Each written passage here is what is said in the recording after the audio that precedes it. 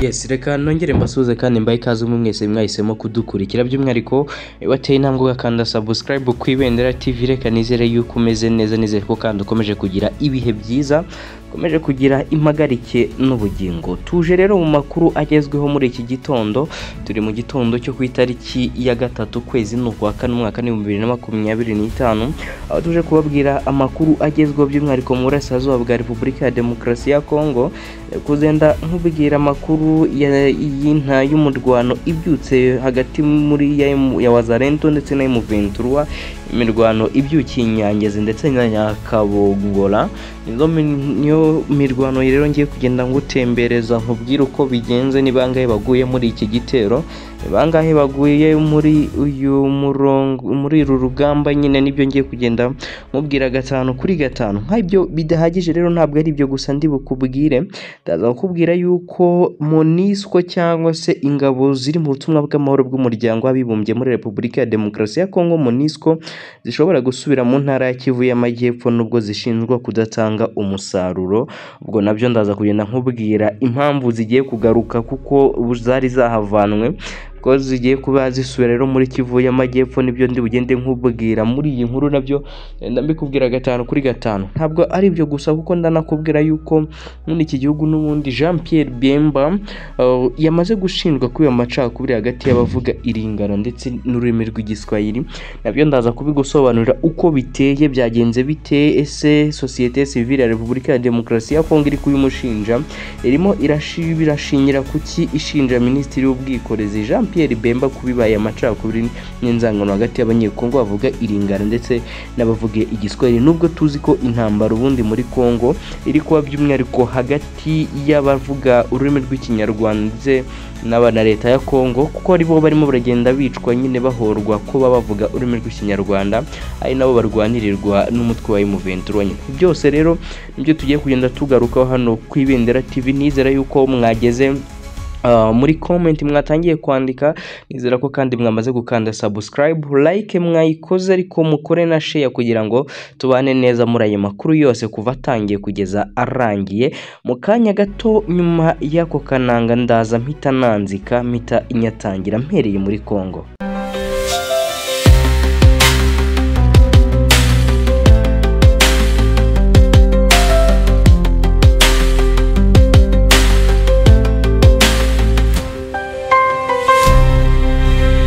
Yes, ikaze nanone rero mu makuru ku buryo burambuye hano ku Ibendera TV. Nkuko nari maze kugenda mbikubwira, ndaje ngo ntangire nkubwira imirwano cyangwa se intambara, urugamba rutari rworoshye ruzindutse hagati y'umutwe wa Wazalendo w'inyeshyamba za Wazalendo ndetse n'umutwe wa M23 zindukiye muri teritware ya Kabare ni Inyangezi by'umwihariko na Nyakabogora, aho byibuza biri kubarwa k'abantu bagera kuri 4 aribo bamaze gusiga ubuzima mu mirwano ibaye hagati ya Wazalendo na M23 ibereye Inyantende muri teritware ya Kabare mu majyepfo ya Bukavu, ni muri Kivu y'Amajyepfo nk'uko nyine amakuru aturuka muri aka gace abitangaza, nk'uko The Kivu Morning Post ibyutse ibyandika. Ibyo byose rero nibyo ndiye kugenda nkubwira. Aba bantu rero 4 nibo bamaze kubarurwa ko bamaze kuba bitaba Imana. Mu bahohote hakaba harimo n'abasivili 2. Imirambo yabo ikaba yatoraguwe kandi ngo bashyingurwa ku wa 2 mu masambu y'imiryango yabo, nyine niho bahise bashyingurwa. Indi mirambo 2 rero y'abarwanyi yo yakomeje kuguma mu gihuru hafi y'umuhanda w'igihugu nina nimero 5, ni wa muhanda N5 uhuza Bukavu na Uvira, nk'uko inkuru dukesha mediacongo.net nayo yagiye ibyandika. Abatuye Nyangezi centre kandi bo bivuga ko ngo bafite ubwoba bwinshi cyane, ngo kandi bakaba batatinyuka kuva mu ngo zabo kubera ibisasu bya bombe byakajije umurego, bitewe nuko bari kugenda barasa cyane. Nyine umuturage ntabwo byoroshye kuba yafata risk ngo asohoke mu rugo rwe, kuko amasasu ngo arimo aragenda avuza ubuhuha muri kano gace. Bamwe rero mu baturage bamaze icyumweru bimuka bahunga, ariko imirwano ikaba yo kuwa 2 yarahungishije abantu benshi cyane cyane muri centre y'ubucuruzi ya Munya. Abaturage benshi bakaba barahunze, ariko kuri ubu bahari bakaba badashaka gusohoka bitewe n'iyi mirwano ikomeje kuba. Abaturage rero bahisemo kwifungira mu rugo umaze iminsi baradasohoka mu rwego rwo kwirinda. Avuga ko yabonye imirambo mu muhanda, nyine imirambo ari myinshi cyane. Ubwo nuko bigiye bimeze, turakomeza gukurikiranira iby'uru rugamba, iby'intambara ibyukiye hano muri santere cyangwa se muri teritwari ya Kabare, by'umwihariko muri santere ya Nyangezi na Nyakabungura, kuko niho abyukiye imirwano ikomeye cyane muri Repubulika ya Demokarasi ya Kongo hagati y'uyu mutwe wa M23 ndetse n'abarwanyi ba Wazalendo.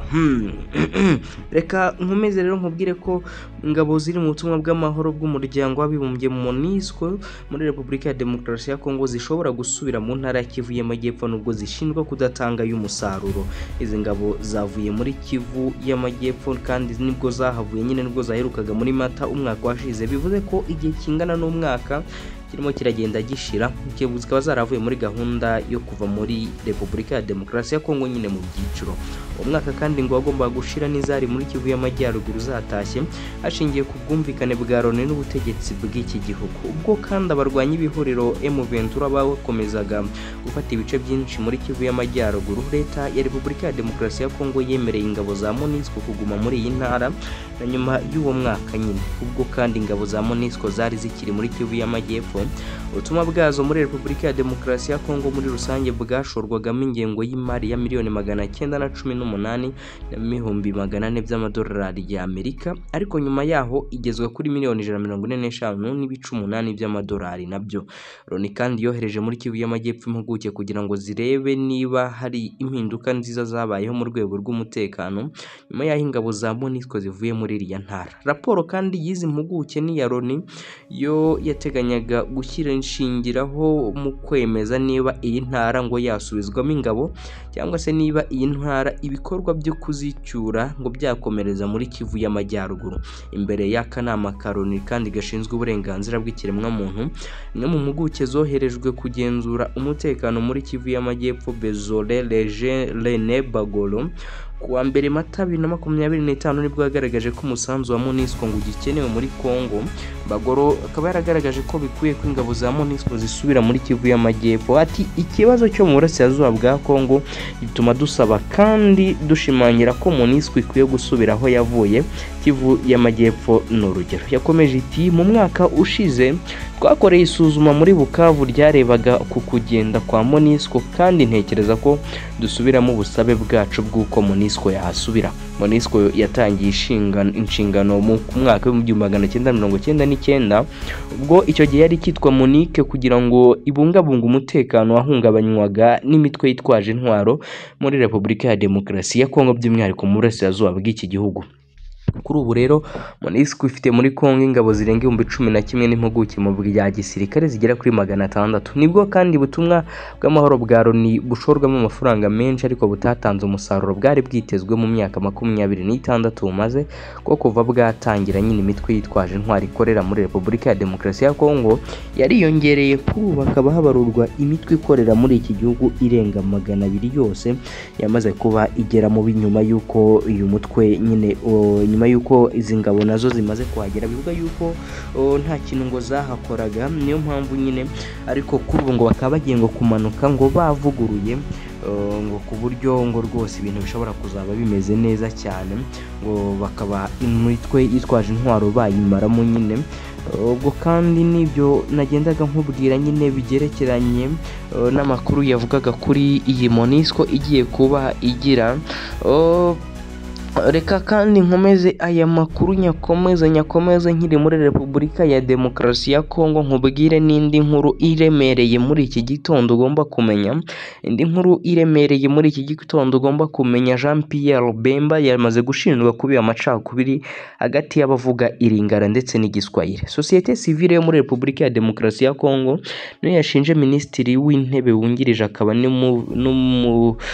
na Minisitiri w'Ubwikorezi Jean Pierre Bemba kubiba amacakubiri n'inzangano hagati y'abanyekongo bavuga iringara ndetse n'abavuga igiswahili.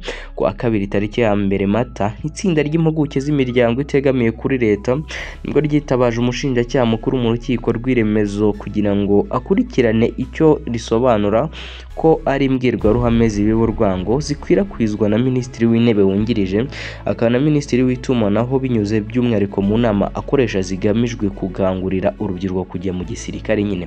Nk'uko kandi Dieudonné Mushangalusa umuhuzabikorwa w'iyi miryango itegamiye kuri leta bitangaza, amagambo ya Jean Pierre Bemba Gombo abangamiye cyane ubumwe bw'igihugu ndetse no kubana neza. Dieudonné Mushangalusa agira ati twakurikiranye amagambo ashobora gufatwa nko guteza amakimbirane, ashobora guteza umwiryane hagati ya Bangala, abavuga iringara n'abaswahili ndetse n'abandi bose.